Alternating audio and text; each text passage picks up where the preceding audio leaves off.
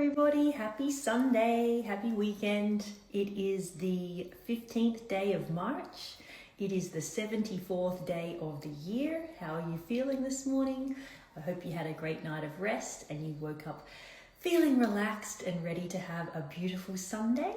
What do you have planned today? Hopefully you're going to take some time for yourself. It's a beautiful day here in Bulgaria. It's a nice day out where you are. Hopefully you can spend some time in nature, spend some time with friends and family, or just spend some time doing whatever you want to do on this Sunday. As I said, we're on day 74 of the year, and according to 365 Tao by Deng Ming Dao, our word for today is accumulation. So let's see what the 365 Tao book has to say for us about accumulating, which means to, gather a bunch of things together. Find a nice, quiet and comfy place where you're not going to be disturbed for the next 15 minutes or so while we read together. Get your journal ready so that we can write about what we read. Take a nice deep breath in and a deep breath out with a longer exhale to get yourself relaxed. Remember that anytime you focus on your breath, it's the best way to bring you back to this present moment. And if you do a longer exhale than your inhalation, you're sending a little message to your brain that it's time to relax. So at any point throughout the day, if you kind of need to hit the reset button or just, chill out a little bit or just remind yourself to just be and be present, that's a great thing to do, a great thing to incorporate into your routine. As I said, open up your books to page 74 and let's start reading together today on the subject of accumulation. An opening in the storming sea, gold deposited on bones. Once accumulation has begun, take care not to interfere. There is a fable about a pious man whose father had just died. A geomant instructed the son to bury his father at the mouth of a sea cave. The sea opened at this spot only once in 100 years, and a family who utilized it would experience great fortune. Although he had misgivings about the unorthodox location, the son threw the casket into the waters at the indicated time. For weeks, the son doubted what he had done. He eventually went to a competing governancer who, out of jealousy, advised the son to raise the casket. The son did so. When the coffin was brought up and opened, the man saw that a fine layer of pure gold had already been deposited on his father's bones, a clear indication of the auspicious transformation that had begun.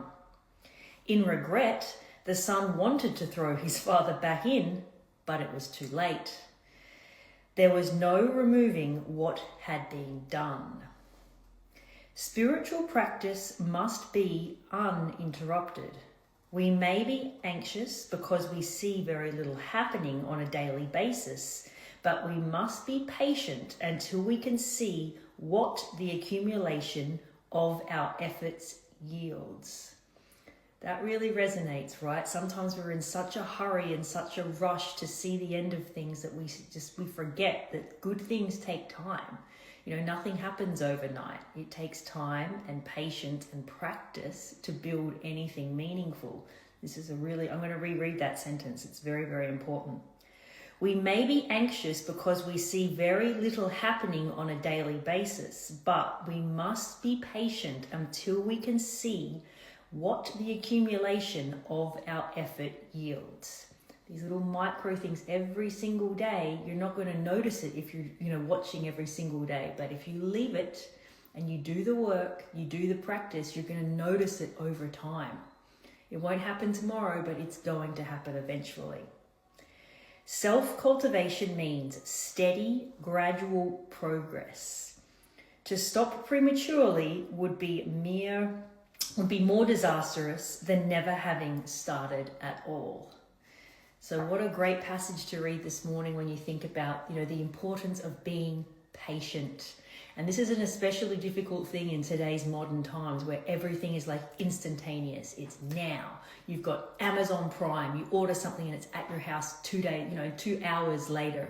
You can order something online and then it arrives immediately. You can message somebody and you expect them to respond to you immediately. This sense of urgency that we have these days and in modern life is a very real, like a new phenomena. If you think about communication, for example, I can remember even like the first time I started traveling by myself when I was around 18, like there was barely internet at that time. I had to go and find an internet cafe and log on and send an email to somebody that would eventually get to them. But I remember like writing postcards and sending them. This instantaneous, method of communication, or everything being instant and happening right now and happening at your fingertips, is a very new thing. You used to have to write a physical letter and send it by ship overseas. It would take weeks or months for you to be able to communicate with somebody.